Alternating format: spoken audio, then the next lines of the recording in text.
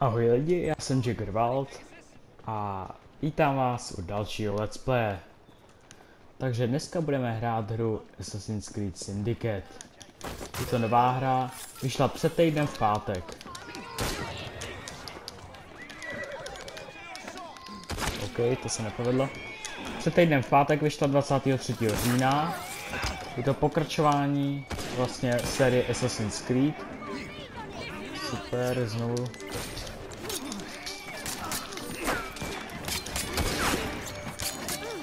Moment, já to jenom dělám.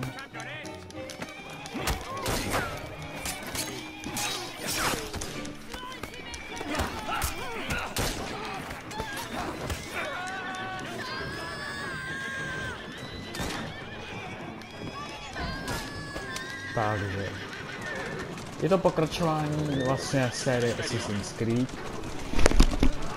a je to z viktoriánské Anglie vlastně, což prostě je vlastně úplně, je to poznat úplně všude, když se podíváte, prostě ten styl, jenom oblíkání vlastně, jak prostě ty kočáry a všechno prostě poznáte rovnou. Tak. Já už jsem dohrál hru teda, příběh jako dneska dokonce. A musím říct, že jako příběhově je to lepší než Unity. Ty postavy jsou rozhodně jako líp zpracovaný než v Unity. I třeba Jacob právě, ten za kterého teď hraju, jeden ze dvou vlastně za kterým můžete hrát v té hře, je mnohem sympatičnější jako než většina ostatních hlavních hrdinů série Assassin's Creed. Jediný, kdo se s ním může tak nějak jako rovnat, je ještě Ezio, Edward z Black Flag, ale jinak je to podle mě asi nejlepší postava, která byla v sérii Assassin's Creed. Tak, takhle vidíte, že můžeme vlastně řídit kočár, taková jakási variace historická, varianta, historická varianta, kde to auto třeba to narážíte, schazujete pořádně a takhle. Tady to pěkně pružíme. Vidíte, že i v viktoriánské Anglii se jezdilo po levé straně. Jako se jezdí teď v Anglii, možná to někdo nevěděl, ale je to tak. Charlie tam sem a měli jsme to. Po celém vlastně Londýně jsou takovýhle mise, že dovážíte třeba, unášíte kočáry, nebo dobýváte různé pevnosti a tak dál. Jedno z těch dobývání pevností si ukážeme teď, nebo pevností, prostě různý úkoly, za který pak dostáváte takovýhle oblasti, čím si pak otevřete takhle celý jeden čtvrt vlastně. Takhle jednu tady tu čtvrt, takhle to máte ohraničení tou bílou tou. To vlastně když získáte, tak dostáváte větší obnosy potom, takhle ve vlaku si můžete, ve svém vlaku si můžete takhle vyzvednout. Já mám odemčený už tohle, to je vlastně to první, co odemknete. Pak tohle Westminster už mám skoro hotovej a tady ty dvě, zatím teda jenom 4 oblasti, jo. Teď budeme dělat ten Westminster. Je to z historického hlediska, je Westminster tak nějak jako celkem i důležitý, protože určitě název napovídá, že ve Westminster je Westminster Abbey, což je vlastně chrám, který se nachází v Londýně. Tak. Já jsem tam teda nebyl nikdy v Londýně, ale určitě tam pojedu teďkon. Teďkon v nejbližší době asi ne, ale příští rok určitě už jo. Westminster Abbey je teda katedrála, nebo chrám, jak to říct, je hodně podobný takhle zepředu, když už se podíváte Notre Damu, což je vlastně chrám, který byl v Unity, v předchozím díle Assassin's Creed, ale Westminster Abbey je podle mě hezčí a něco vyšší. Je to největší katedrála vlastně na světě. Byla tehdy a bude i teď. Tak, tam už vidíme první. Takže teď děláme vlastně pro úkol pro jednoho policajta, spíš špiona takovýho, no, který je chce vlastně živí všechny ty tyhle ty bossy vlastně těch oblastí, co tamhle nám utíká. Musím chytnout teda. Můžu dostřelit. Hlavně mi nesmí utéct, už se mi stalo jednou právě, že mi utek. Tak, takhle. Tak jo, řekl bych, že mi nasedl, ne, nenasedl ještě. Když nasedne, tak mi ujede určitě. Už nasedl. Tak jo, tohle to fakt nesmím. Tak jo, zastřelil jsem ho aspoň.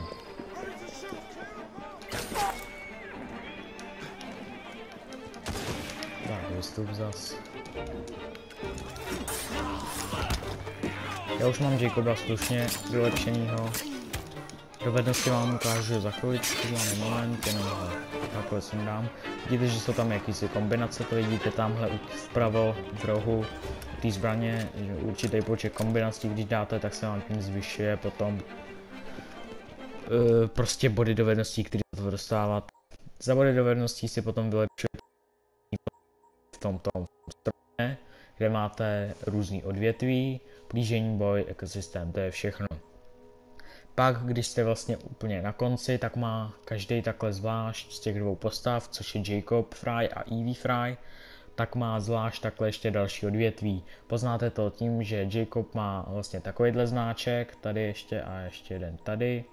A Evie má tady ten Evie, je vlastně ten taková ta tiší, že jo. Prostě asasínka, která to všechno je schopná dělat potichu. To může mít jenom Evie a tam to může mít pouze Fry.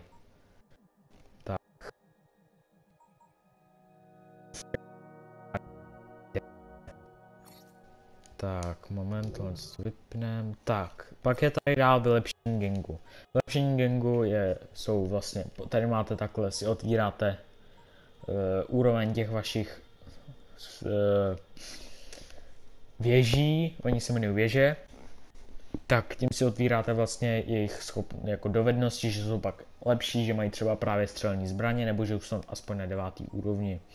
Jsou tady pak další věci, jako třeba, že když uděláte něco, nějakou vraždu, nebo když někoho prostě zmátíte, takže policie vás nechá. A to je zrovna, že když jdete po ulici, tak většinou v předchozích dílech, i v tomhle díle, vás prostě napadali. Prostě na vás koukali a třeba na vás i hulákali něco. Teď, když jdete po ulici, tak se vás prostě bojí. Je tady spousta dalších věcí a tady si takhle zvyšujete vlastně obnos, který dostáváte potom. Tak, můžeme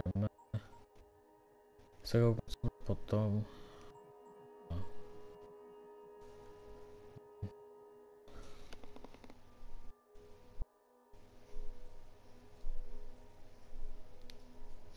Tak, a co uděláme tohle z toho? Tak mě to pak stálo méně všechno. Možná, že za ty peníze ještě budu moct udělat něco. Tak, no.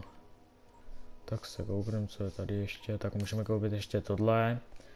Tedy s těma sudama vlastně, když jsou nad někým, tak je můžete schodit, buď to pomocí hracích nožů, nebo když jste nad tím přímo, tak to můžete odříznout.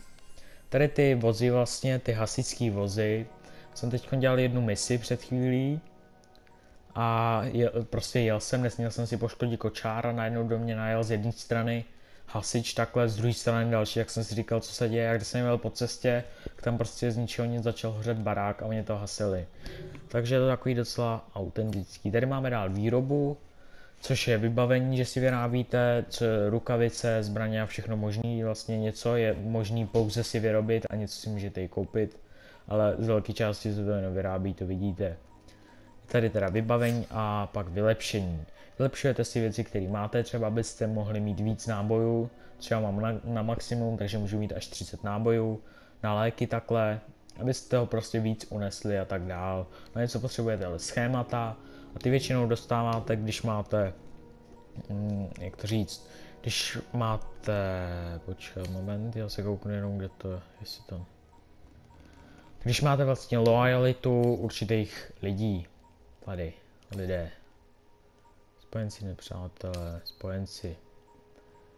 Když máte lojalitu určitých lidí, jeden z těch lidí je třeba tady ta malá holčička, která vlastně ovládá děti v celém Londýně, takže oni vám pak dávají různý věci, když k ním přijdete, co oni někde sebrali. Tady proto to je ten policajt, pro kterýho my vlastně děláme pak nějaký ty mise, že zabijíme ty lidi, nebo vždycky, já jsem je zatím vždycky, až do teď jsem je vždycky chytal a dovedl jsem mu je živý, on si je pak odvez akorát do vězení. Tady proto jinde děláme většinou asasínský mise, prostě, že zabijíme ty cíle a to je tak nějak všechno. Teďkon pro tuhle vlastně unášíme kočáry a přepadáme různý gangy na lodích a takhle. A pro tady tu začneme dělat taky nějaký, ale u tý to není o loajalitě, už od tý nic nedostaneme, jenom peníze prostě. Stejně jako u toho Marxe a tak dále. Takže jdeme ještě sem do inventáře. Já mám zatím tady tu zbraň takhle, tady máte, vidíte, prostě co si můžete koupit, jako je třeba tohle a co si musíte pouze vyrobit. Nejvyšší úroveň, kterou to potřebujete 10 samozřejmě, takže je to potřeba jenom vyrobit. No a na to potřebujete materiály. Rukavice jsou tady dál, ty vám zvětšují vždycky jenom útok, nic víc. Nejlepší tady je plus 6 toho, co mám. Já mám tuhle tu jsem si vyrobil, stálo mě to jenom nějakou 1000, no tak já to vylepším, ještě by to bylo lepší o tu jednu. Tak. Dál jsou tady střelní zbraně. Já mám jednu z nejlepších, že jo, ty zbraně se dostávají s tím vlastně, že získáváte tu loajalitu od těch vůdců vlastně, nebo tady ty pistole jsou od policajta právě, od toho Frederika, no tak, no mu říká Freddy teda, Jacob. No tak když od něj získáte loajalitu, tak pak dostanete takhle na nákresy na to a můžete si to buď to vyrobit, nebo si to můžete rovnou koupit. Tady to je ve všech směrech lepší, jakmile se budou se vylepšit, tak se určitě vylepší, ta jediná věc, ve který je horší. Tady to si můžu koupit pouze přes Uplay, ale když vidíte takhle, že je to stejně horší než ta lensta, kterou za chvíli budu mít, tak je to na prd prostě. Dál opasky jsou úplně obyčejní pásky, vlastně, které jenom zvětšují obranu a nenápadnost, no. Nic víc, je to takový prostě doplnění nebo kosmetický, když chcete mít prostě určitý vzhled, tak si to určitě takhle můžete kupovat. A dál už jsou jenom šaty, to jsou vlastně, že jste elegant větší nebo něco takhle, no. Přes Uplay si asi můžu koupit, to asi ne. Já mám teďkon, já mám teďkon tohle. To asi ne. Bych možná mohl. Mám náhodou. Ne, já mám tohle. Jo, tohle to mám, no. A vylepšení je 7500, no. Tak a... Jo, tohle je, co už jsem ukazoval, takže můžeme jít dál tu mixi.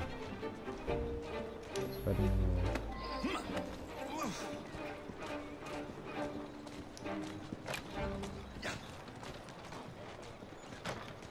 Ještě jsem něco neukázal v tom.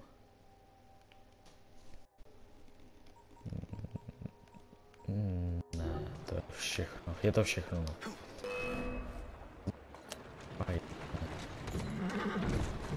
Tak já tam se to neprobourám.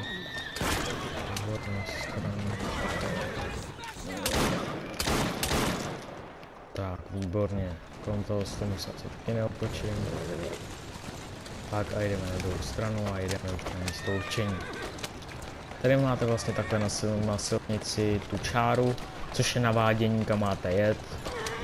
To podobně jako ve Watch Dogs, prostě ty šipky, jak tam byly. No, nepřehledně. Kdyma se to ztrácí takhle, když vidíte tu čáru podél té ulice a když je třeba... Vám to prostě dělá trošičku problém. Ale...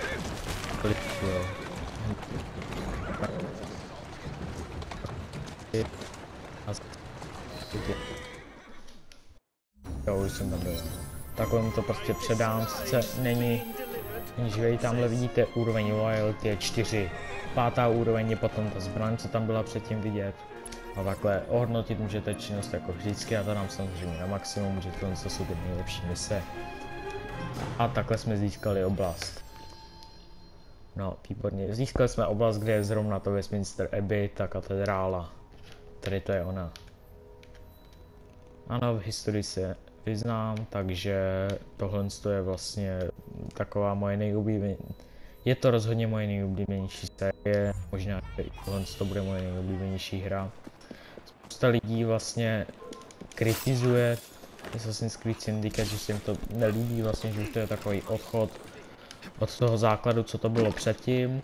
Já si samozřejmě taky myslím, že to není už to, co to bylo na začátku, ale možná, že to je jako dobře, jo. Že na začátku to bylo v Jeruzalémě, nebo kde to bylo.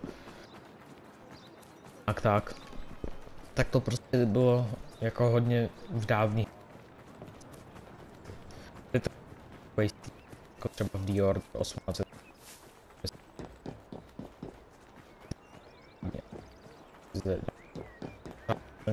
Jsou ale tady třeba Grabhook, což je novinka. Takhle dáte L1 a máte tam prostě lano. Je to dobrý pro to cestování rychlý, že vlastně nemusíte přes fast travel cestovat. Tlačítání je jako celkem jako úmorný. Tak, teď se tamhle někam zkusíme. Ne. No, to skočí. No, je tady hodně nádrží takhle vlastně. Nádrží je skoro na každém kroku. Tak, na templáře, takže jdeme na to. Nádrží je skoro na každém kroku, no, na každém kroku zase úplně ne.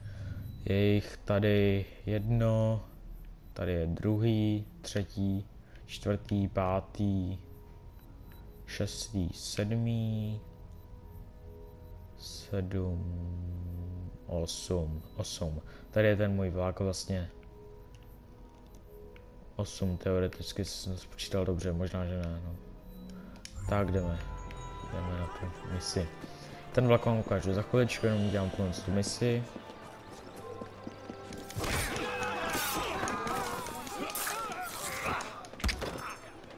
Tak a takhle se to dělá. Tak, tady máme takhle obchodníka, u toho si vlastně doplňujete všechny věci. Stejně jako v předchozím díle, tady v Unity si můžete vlézt do nějakých budov, ale řekl bych, že jich není tolik, jako jich bylo v předchozím díle. V předchozím díle jich bylo fakt víc těch budov, do kterých jste mohli vlézt. Ale zase to bylo hodně jako nepřehledný. Nepřehledný to bylo hlavně v tom, že když jste chtěli vlézt do nějaký budovy, tak vám to někdo přeskočil, když jste tam zase vlézt nechtěli, tak vám často skočil právě dovnitř. Takže bylo to takový hodně jako těžký se v tom zorientovat a udělat to všechno správně a často to bylo třeba při misích, při nějakých těžších misích, kdy jste měli třeba bonusové body, jako byly třeba tady u toho vlastně k té synchronizaci, abyste ji měli na 100%, tak jste museli být třeba nenápadný a právě díky tomu to bylo docela jako znemožněný. Tady to vyřešili vlastně tím, že když chcete vlézt dovnitř, tak buď to, když je to přímo jako když to sama ta hra rozezná prostě, že tam fakt chcete vlézt, a nebo když tam fakt chcete vlézt, anebo si dáte prostě, tam je tlačítko na to přímo L1 takhle jak je a můžete tam tím vlézt, takže ho zabijeme takhle.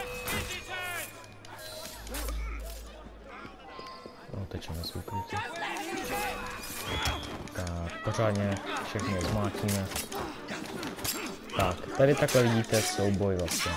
Když se nad tou postavou vlastně nad tím nepřítelem objeví takhle ten žlutý ten, tak to znamená, že se mu máte chtít vybránit, že chce zaútočit. Někdy se na nich objeví takový, že jsou vlastně v krytu, což znamená, že mu si dá křížet takhle kopnout třeba nebo praštit hlavičkou.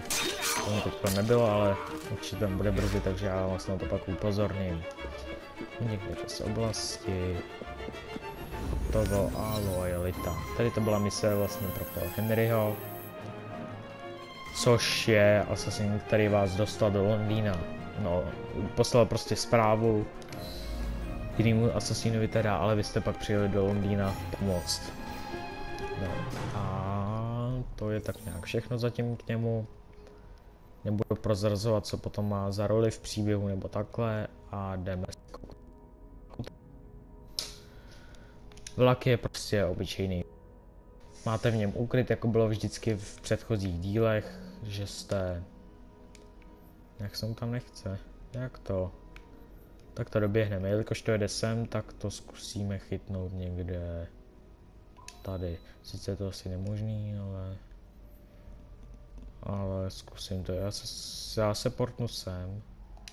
To taky nejde, jak to? No, už vím proč. Teď to už to půjde. Takže jdeme a... Tak. Vlastně normální úklid bylo ve všech předchozích dílech. Ve 4 jste měli ostrov, v Unity jste měli takovýto svoje sídlo. Konečně se zase na rozdíl od Unity vrátilo to, že si můžete takhle pobíhat v nekonečném animusu. Tady je to Helix, teda bych řekl. Ano, tady je to Helix, což je vlastně firma, je to prostě skupina, která se naboukává do do animusu, templářům, že jo, a získává jejich data a pomocí toho pak vlastně tam dostávají.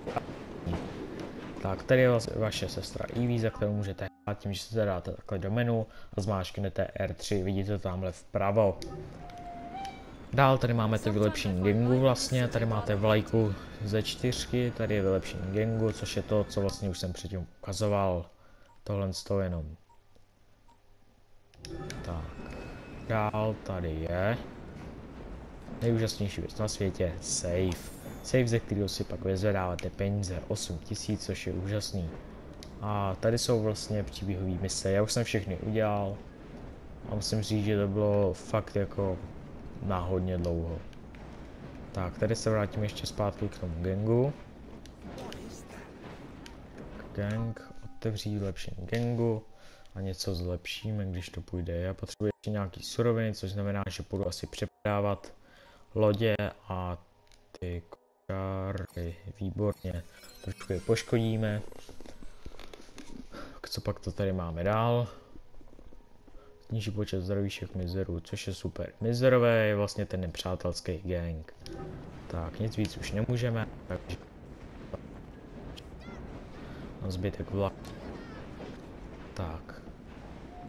Jsou tady vlastně jednotlivý vagóny a v každém vagónu máte pak různý ještě suvenýry, takhle to tam je nazvaný. Když si tady kliknu, otevřít suvenýry, který něco má být, já nevím, co to je, zatím jsem ještě nic takhle nějaký jako nezbíral.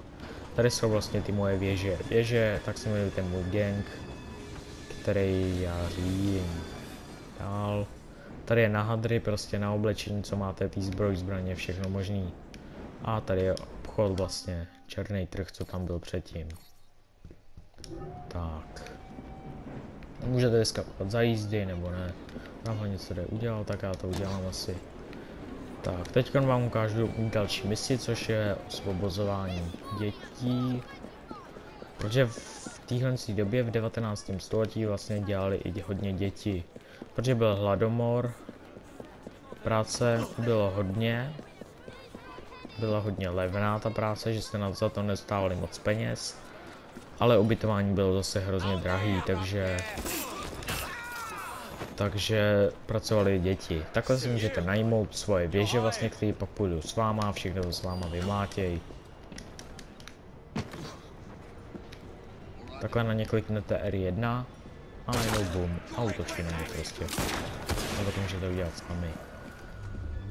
Tak, zjistíme si, kde jsou všude. Hodně vysoká budova. Tak jdeme nahoru. Dobře od zhora. Pak na vás nemůže někdo ze zhora střílet nebo útočit. Ale málo kdy jsou na střeše takhle okna, takže to musíme vzít tady. Jo, výborně, je tady. Tak. Když dáte křížek, tak se dostanete takhle do stealth módu. Výborně, on je pode mnou. A zabil jsem už cíl. Tak, cíl je mrtvej a jdeme dál.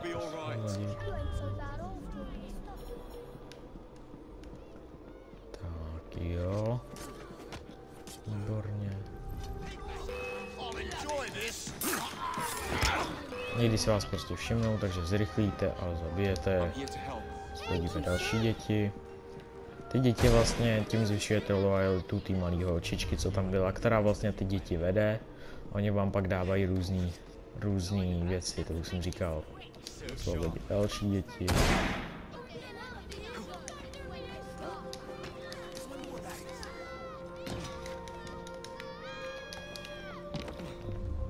Tak. Stoupneme. A máme je všechny. A přesně takhle to probíhá. Většina misí je složená jenom tedy z toho, že zabijete různý lidi, že máte vždycky cíl, který zabijete, tak máte pak ještě dát nějakou vedlejší misi, nebo misi úkol, abyste to dokončili, třeba vyvraždit všechny v té pevnosti, osvobodit všechny děti a takhle. Pak tam máte výzvy, což je vlastně jakoby vedlejší úkol, ve kterém dostanete nějakou jednoduchou věc, kterou musíte držet, jako třeba nespustit poplach, nebo ho dovést živýho někam a tak dále, co vám dá víc peněz a víc XP. Já teď už XP nepotřebuju, ale i tak je to prostě super. Tady mám taky úroveň loyalty na 4 a když budu mít na 5. úrovni, tak dostanu nákres pod nějaký ty věci, kterou budu potřebovat. Budeme pokračovat. A takhle jsem získal oblast. Tamhle to, co tamhle je, ten chrám, co tady vidíte, je St. Paul Cathedral. Katedrála svatého Paula. A tady je v odměn. To uděláme někdy později. Takže co uděláme teďkon? Teďkon uděláme asi to, že to vypneme, protože to už je konec dnešního let's play. Já vám děkuji za shlédnutí, určitě se koukejte na další videa. Z té hry bych chtěl dělat rozhodně další videa, ale příběh asi zatím ne. Protože zatím nemám přístup k tomu, abych nahrával předchozí díly a zrovna série jako je Assassin's Creed bych chtěl hrát celou od začátku, prostě od prvního dílu až teď do Syndicate. Takže děkuji vám za shlédnutí, určitě lajkujte, pokud se vám video líbilo, tak napište nějaký zajímavý koment, sdílejte ho, protože by bylo dobrý, kdyby se moje videa trošičku rozšířily. A děkuji vám teda za shlédnutí a nezapomeňte, po smrti je vždycky respawn.